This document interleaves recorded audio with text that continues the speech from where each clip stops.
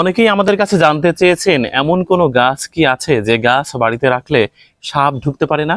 হ্যাঁ, আছে তো। এই যে এলিয়ান ক্যাকটাস, এর সারা গায়ে বিষাক্ত কাঁটাতে ভরা, এবং সেই কাঁটা এতটাই ভয়াবহ, আপনি ছুঁয়ে দিলেই আপনার সর্বনাশ হয়ে যাবে, অর্থাৎ সেখানে জ্বালা পোড়া হবে আর ইনফেকশনও হতে পারে।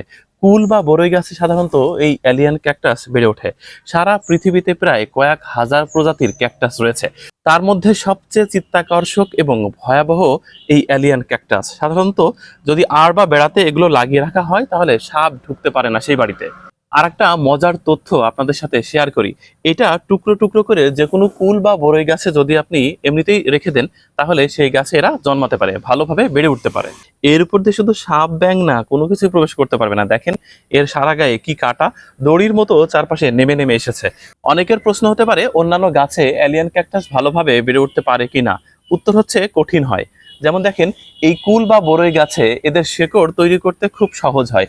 দেখেন চারপাশে জালের মতো ছড়িয়ে আছে শেকড়গুলো। এ কারণে ফুল বা বরই গাছে, অর্থাৎ কাঁটাযুক্ত গাছে এলিয়ান ক্যাকটাস ভালোভাবে বেড়ে উঠতে পারে।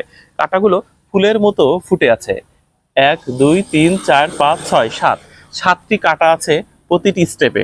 অনেকটা তারার মতো ফুটে আছে গায়ে কাঁটাগুলো। এ কারণে বলা হয়ে থাকে এলিয়ান ক্যাকটাস বাড়িতে রাখলে সাপ ঢুকতে পারে না সেই বাড়িতে।